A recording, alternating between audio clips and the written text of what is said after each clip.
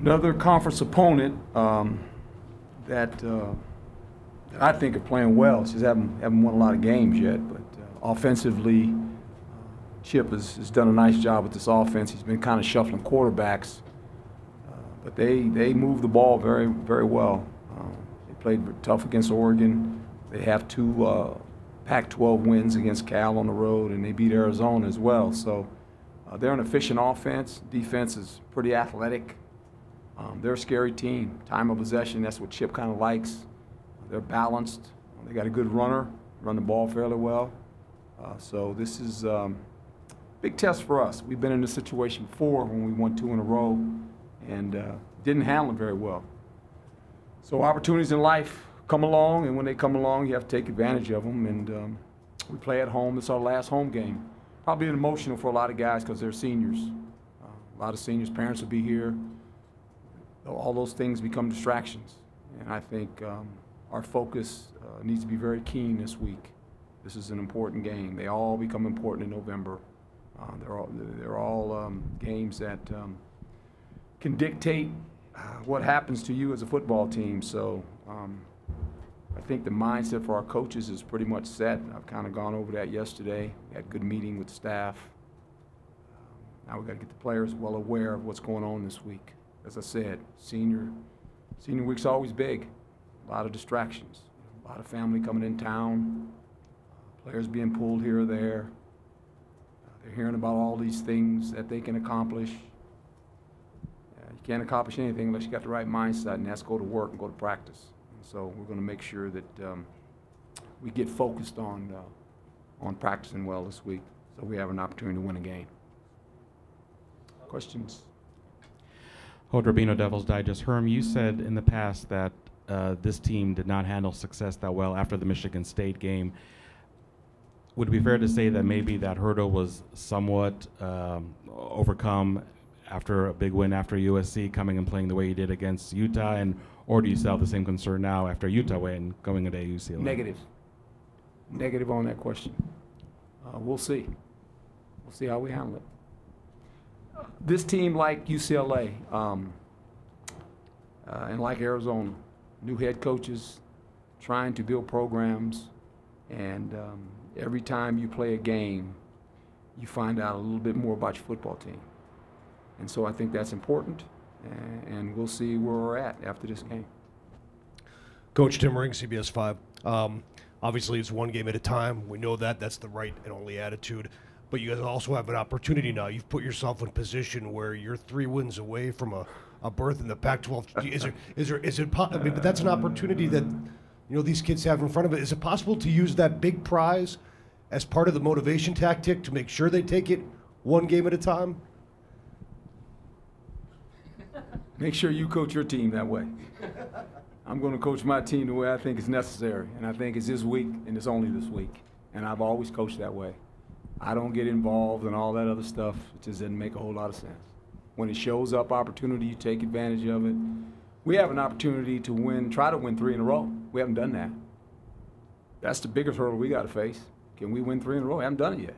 I mean, so till we do that, we haven't done a whole lot. I mean, so we won 2 games in a row. Whoopee. Can we win 3? That's how I function. I don't get caught up in all the other stuff. It's just too much to handle. It's too much to explain and all that. Just win. If you win, it takes care of itself. Coach Paul Richardson with the Sports Game. Two questions. One, could you talk about the offensive line and the way they imposed their will in the fourth quarter, and then just kind of compare number 1 and how special he is? Well, offensive line, and it starts with Coach Christensen and that group up front. I thought the acquisitions of both transfer players has helped us. They've been very solid, especially the last couple weeks. When you think about the numbers of this football team, we've passed it 281 times, and we've run it 333 times. So that's pretty good balance of the offensive football team. And 1 is 1. I mean, he's a special player. When you look at his numbers, he's 55 reception, I think it is, and 828 yards. He's got 11 total touchdowns, a couple running, a couple receiving. We asked him to do a little bit of everything. So, he's been special the last 2 weeks. He really has. When you think about his numbers, about 5 touchdowns in 2 weeks. And so that's a credit to him and what he means to the team. And, when you think about him and Eno, has 13 touchdowns. He's over 1,000 yards rushing already. No one anticipated that. Maybe he did coming into the season, but he hadn't played a lot. And I don't think he thought he was going to be carrying it almost 25 times a game either, but that's the numbers. I mean, he's carried it, 193 times already. And generally, you carry it 25 times, so he's going to probably end up with 250 carries. And to me, that's fine. I mean, in the other league I played in, I had backs carried 300 times. And it's just, he does a good job. He's remarkable because he's not the biggest guy in the world, but he has a way of bouncing off tackles, and he's got great balance, and I think that helps us, when you can run the ball with him and getting Nikhil involved, and that becomes a pretty good offense. Manny, doesn't have as probably many pass attempts as he'd like, but I thought the last 2 weeks he's been spot on. He's made some good throws. Ayuk has kind of come around now. Floyd ran the ball fairly well. So I think our offense is starting to click. We need to keep clicking, though. This is a good defense as far as athleticism. So we'll have another test in front of us this week. Herm, that seemed like your most complete offensive game, at least against a good team. Mm-hmm. What's the interaction like with Rob Likens at this point? I know you're not patting yourselves on the back and all that, but just given that you're starting to put something together on that side of the ball and what Rob Likens has been able to accomplish in that regard? Well, it starts with continuity, understanding a little bit of the head coach's philosophy, understanding the strengths of our players. And I think you find that out as you start playing football games. You always have this goal of what you want to become. You don't know till you start playing. And then you have to adjust when the season starts. And I think we've kind of found our way, and we've been always tinkering with it and just trying to find our way. And I think any good offense understands this. It's about the possessions that you own and what you do with those possessions. And anytime we can get a flow going, which we did this week against a really good defense, you gain confidence. And so I think our offense is gaining some confidence. It helps that our star players are playing well in big games, and they need to play well. Because when they're playing well, everyone feeds off those guys. And we have, 3 stars on offense. Starts with the quarterback, the wide receiver, and the runner. Those are the guys that get the most compliments. People expect them to play well, so there's a lot of pressure on them week in and week out. And then the complementary pieces that go along with that, 2 of the fellows that I just named, they have an opportunity. And so when it's going and you get on long drives, as I said, the fourth quarter last game we played, it was 12 minutes, almost 13 minutes of possession time. You got a chance to do some things, and it's hard to do, but I think the last couple of weeks we've kind of found our way, which is good. Coach Bobby Krause, Walter Cronkite Sports Network. We're coming up on 1 calendar year of you being in charge of this program. Can you describe what these seniors have meant to you in this year, setting up the foundation of this program? Guys, of course, like Manny and Jalen, but Daz and Quinn and guys like that? Well, change is always hard on seniors, or just like veterans in the National Football League that might be in their last year. And all of a sudden, a new guy comes in. Okay, well, how's he going to change it? How's he going to affect me? I'm not part of his guy. I'm not part of the guys that he obviously scouted or recruited or drafted in the NFL. But I think for the most part, I think what they've learned is that I adapt to the players we have. And I thought for the most part the offense stayed intact, of what we were trying to do. Now as we continued to play, obviously a lot of folks said, well, they don't throw the ball anymore. Yeah, we throw the ball. We just run it. I mean, we were balanced. And I said that when I took the job. We want to be balanced. That doesn't mean we're not going to pass. So I think I've adjusted to their strengths, and I've let them play to that. As we continue to grow as a football team and we go out and we continue to recruit, you'll see subtle changes because of the players that we bring in here. But I'm smart enough to know you're only as good as the players you have. And if you don't put them in position to have success, then you failed them. And I'm not here to fail players. That's not what I do. I try to put players in the best position so they can have some success. And that's what we try to do, and I think they understand that. Herm, how well have you gotten a chance to know Chip Kelly, either just since you joined the conference or through your days in the NFL? Yeah, met Chip a while back when he was in Philly. I was invited. I was the honorary captain for the Eagle game. I met Chip then, and then spent some time with him when he was in San Francisco. We took 49er job. I went up there, and so he's a good football coach. One of the better college coaches and better college as far as offensive guys in the country. You think about what he accomplished up there in Oregon. It was fun to watch. I mean, he had it going now. That thing was, whoop. It was going 1,000 miles an hour. And I can remember sitting in the studio being a pro guy going, oh boy, that's hard. And then Tony Dungy, his son had gone to school there for a little while, and he left. He left after, I think, his junior year and ended up going back to Florida. So Tony had visited him as well. And so, as you guys know, I'm really tight with Tony. And does a lot of good things, and kind of had a new way. He was kind of outside the box in thinking on how to train players and all that stuff. And so I like guys like that, people that'll go outside their comfort zone, and other people kind of question him, why is he doing that? He's, and he was very successful. And I think when he gets his players and he develops a system at UCLA, they're going to be really good. I mean, I think they're competing right now, and they've been in a lot of tight ball games. We're fortunate. We've been in some of those, and we've won. That's kind of how it works. But I respect him. He's a good football coach. Coach Michelle Gardner, Arizona Republic. The contribution of Brandon Ayuk in the game this week, you guys went to him more. He had more opportunity. Was it something you guys saw where you thought this could be a week he contributes more, or was it because the attention on Nikhil left him a little bit more open? Kind of twofold, but really, he comes out of junior college along with Floyd, and I thought, early in the season, they were like freshmen, even though they're JC guys. It's new to them. The speed of the game, I think, caught them both by surprise. And they had some hiccups early, and they've overcome those hiccups now. They're more confident. You can see it every day in practice. I thought the catch Ayuk made against, might have been Michigan State, the one on the boundary, I think, where he's out of bounds. He caught it.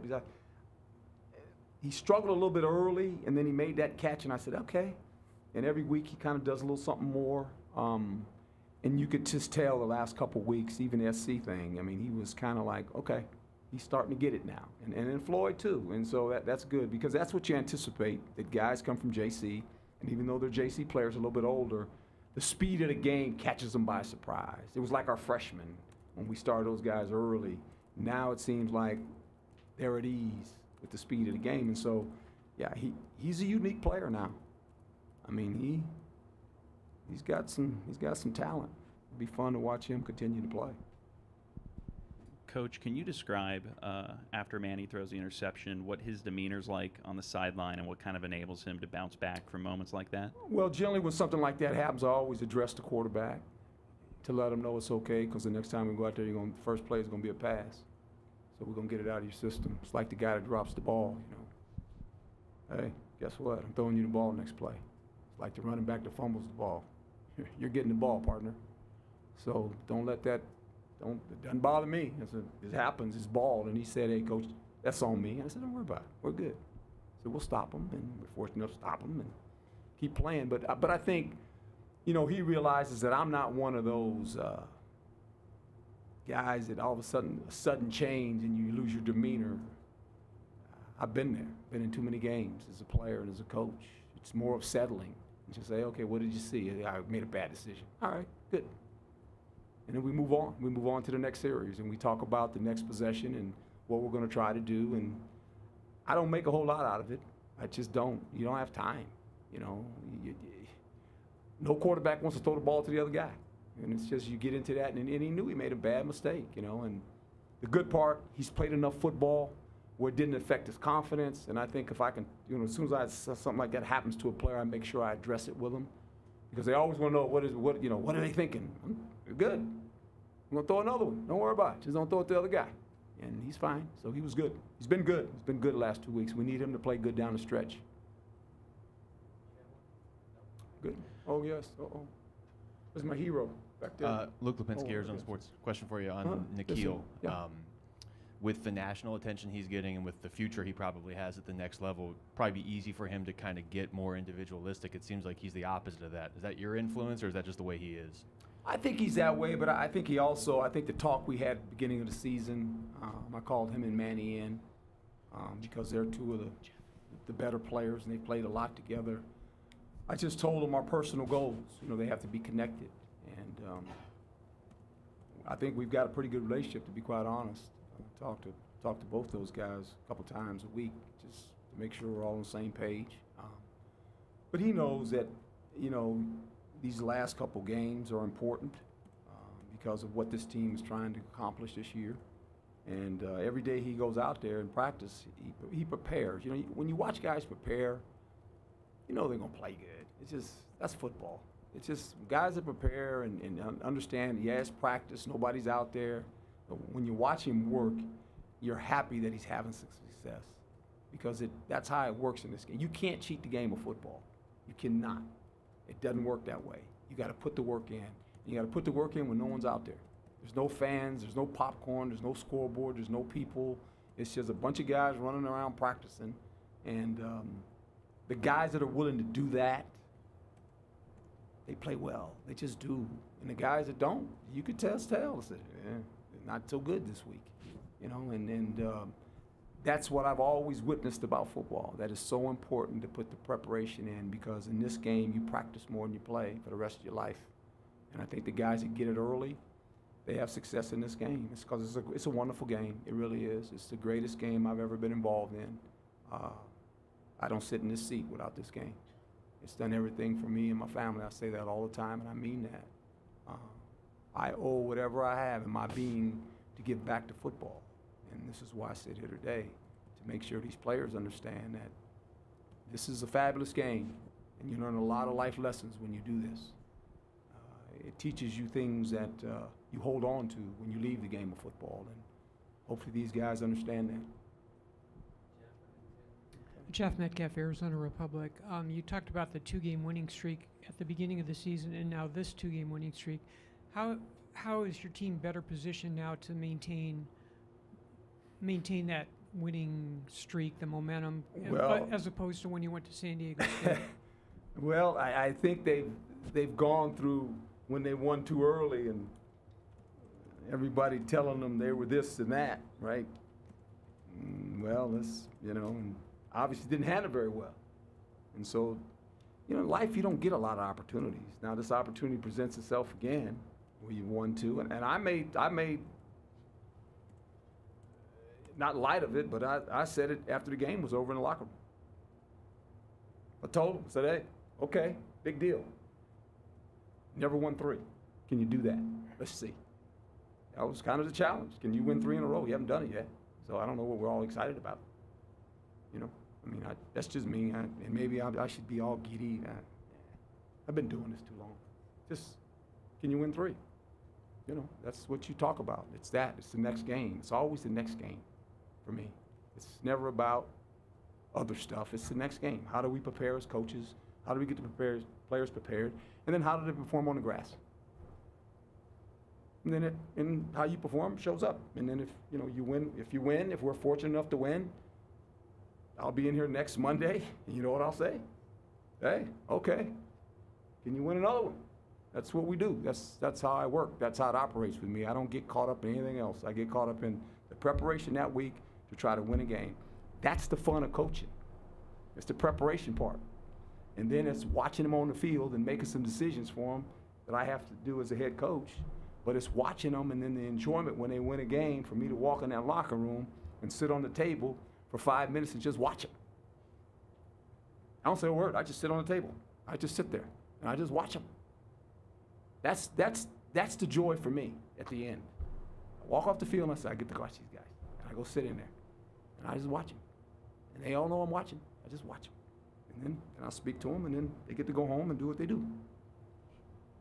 Herm, Tim Healy, ASU Radio. You have on your staff a potential future NFL Hall of Famer. I was wondering if you could talk about what having a man of Kevin Mawai's caliber, how that impacts your program. Well, it's fun to have Kevin because it's kind of ironic, you know, this football thing goes in circles.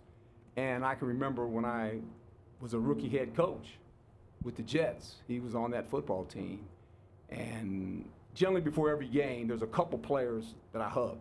Just because I always told players, and it started with Lynch when I was in Tampa, I used to tell John right after the national anthem, I said, okay, give me a hug. I said, can a little bit of me go out there with you? Because I can't play anymore. And so I did the same thing when I was in New York. It was 3 guys on offense. It was a quarterback. I always hugged the quarterback. It was the runner, and it was Kevin Mawai. And so if you watch us before the game, first thing we said in the first game, he says, guess what? We get to hug each other again. That's a good thing. So there's a comfort there because I think what Kevin can do is give light to a lot of the coaches of kind of how I think and how I operate because he was with me for 5 years. The good times, the playoff times, the not so good times, he knows how I operate. And a lot of the questions that a coach might have, they ask Kevin, what did you think? And Kevin will tell them, nah, don't ask him that. Probably not a good decision by you to ask him that because I know what he's going to say. So he's kind of a mouthpiece for me. As far as the players, he's a wealth of knowledge. He's another guy, when you think about him, Antonio Pierce, Coach Nua, wide receiver Hagan, you know, all those guys have been to where these guys want to go. So during the course of a day, if you're not talking to them and you have potential and you have the ambitions of playing at that level, shame on you because they have knowledge. They have experience. They know what it takes to play at that level. So it's fun having those guys because a lot of questions that players might be fearful of asking me, they can ask those guys. And anything about me, there's 2 guys that know me better than anybody. It's Kevin Mawai and Nate Wainwright. You know, Nate Wainwright's my right-hand guy. I mean, he's kind of like, when I hired him here, everybody's going, what does he do? And everybody knows. Nate does what Nate does because he's my guy. He's been with me from the beginning that I became a head coach, so in 2 stops. And so that helps you because you got to speak to so many people within a day, and you can't touch everybody. You know, I'm one of those guys that talk to people. I talk to players. I talk to coaches. You know, I visited with every coach this week. I mean, since yesterday and today, I visited with every individual coach and told them what I expected from them with their group. And so you have to touch everybody. You got to go in the training room. You got to go in the equipment room. Those guys can help me because they kind of know where I'm at. They kind of look at my demeanor. They can look at my eyes. They can hear my tone when I speak. Kevin's heard it before.